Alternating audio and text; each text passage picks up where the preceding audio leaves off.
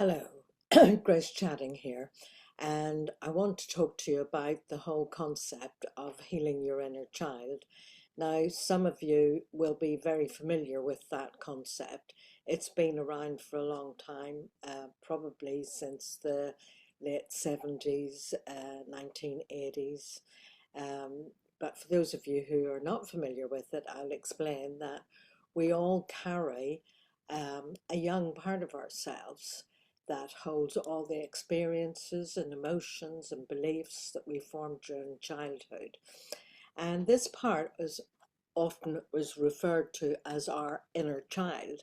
And it's a very powerful presence that influences how we see the world, how we interact with others, and how we treat ourselves.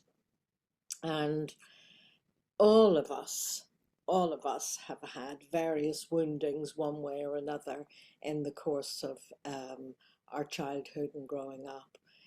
Different things happening to us. I mean, if you did a Google search on obstetric trauma, just being born and coming into the world, there are masses.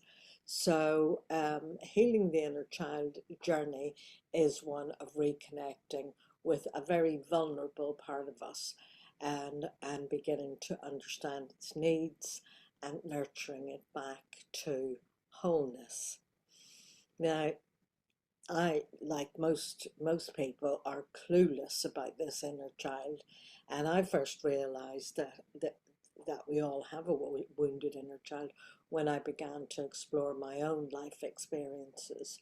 And I realized that my journey was profoundly shaped by being relinquished into foster care at just a few weeks old. Um, and growing up in a substitute family, although they were good people, but it wasn't parents, and they weren't my parents, and they it was three women living in a house together, and I was unaware of the implications of what the author Nancy Verrier calls the primal wound, which is a profound sense of loss and separation that occurs when a child is separated from its mother, birth mother. And although I couldn't articulate it at the time, I carried an unconscious sensitivity to rejection and a deep-seated fear of abandonment. But I mean, I didn't go around as a child kind of thinking I'm carrying a deep-seated fear of abandonment. I just felt it. So these painful events often that we have as very young children often sink deep into our unconscious, influencing our thoughts and our behaviors and our emotions in ways that we may not fully understand. And some people will never, ever realize or discover this. For me, this manifested in how I was disciplined. I remember being told, you'll be put into a home, which at my stage of cognitive development as a child, I took literally. And the terror of being abandoned again, in the back of my little mind and sent away, stayed with me, and it played out energetically in my nervous system throughout my younger adult life. Um, and I would say affecting my relationships and how I navigated the world, and how I related to people. It influenced my whole being. So, as Carl Jung wisely said, until you make the unconscious conscious, it will run your life and you will call it fate. And for sure, this was true of me, as it is for all of us.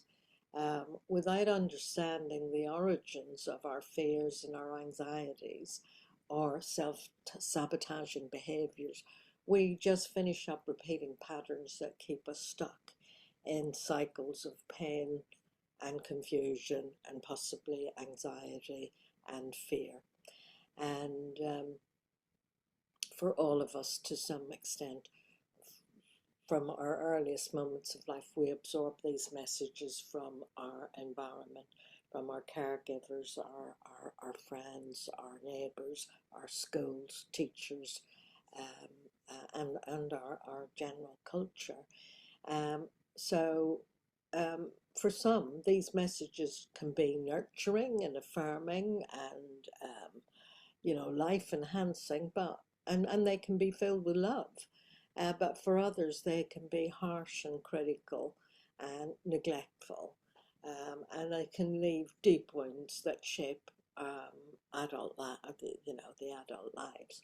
So through these messages, the inner child learns to navigate the world, but often forming limiting beliefs about self-worth and safety and love.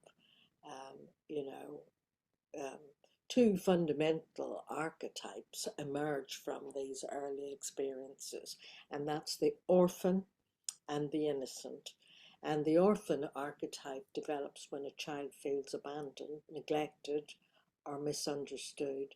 And that leads to feelings of I'm not good enough, I'm not worthy. So very low self-esteem and self-worth, and a sense of feeling very, very insecure. And for sure, attachments would be insecure attachments. But on the other hand, the innocent archetype embodies the purity and curiosity and openness of a child who feels safe and loved. And there's no anxiety or fear in exploring the world. So even if the innocent can be suppressed by the need to adapt to harsh rules and expectations, it can lead to spontaneity and joy and a sense of adventure. So two of the great writers about these things, certainly in the 70s and 80s, was Charles Whitfield and John Bradshaw. And they wrote quite a number of books exploring the profound effect and impact of these early experiences.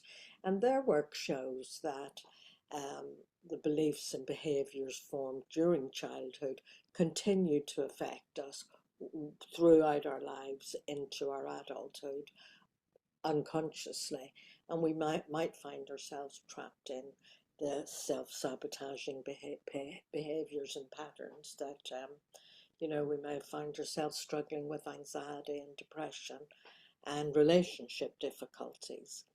So some of you may be aware of the concept of adverse childhood events, ACEs, and studies done on adverse childhood events has further illuminated how early trauma affects mental, emotional, and even physical health. And we now know with especially even in the last 5 to 10 years, the work done on the whole field of trauma, we now know that growing up in poverty or neglect, that constitutes a chronic trauma because you're in survival mode all the time.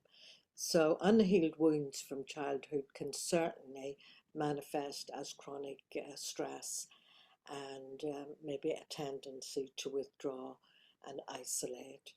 And the good news is that it is possible to heal all this. And healing the inner child involves acknowledging those wounds, understanding how they come to affect us, and learning how to reparent ourselves. And,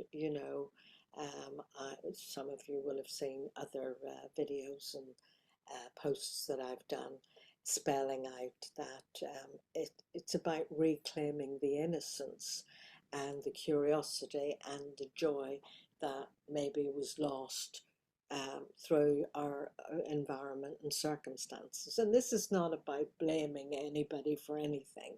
It's about just getting in touch with how life actually was for you and what has molded and shaped you.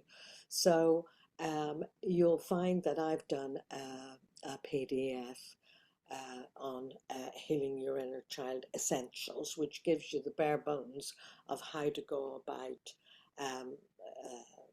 connecting with that part of yourself and healing that part of yourself. It's a path to healing, and it's one of the most rewarding journeys you can take. And in fact, I would say until you do that piece of personal growth, personal healing, personal development work, really you're building on shifting sands, because it doesn't disappear, it doesn't go away, it's always there in your unconscious, and it does leave you with all the messages and rules still running and in the driving seat. So do click the links below to access the PDF with more details on that. And if you find this helpful, please click like and subscribe. And thank you for listening. Bye for now. Bye.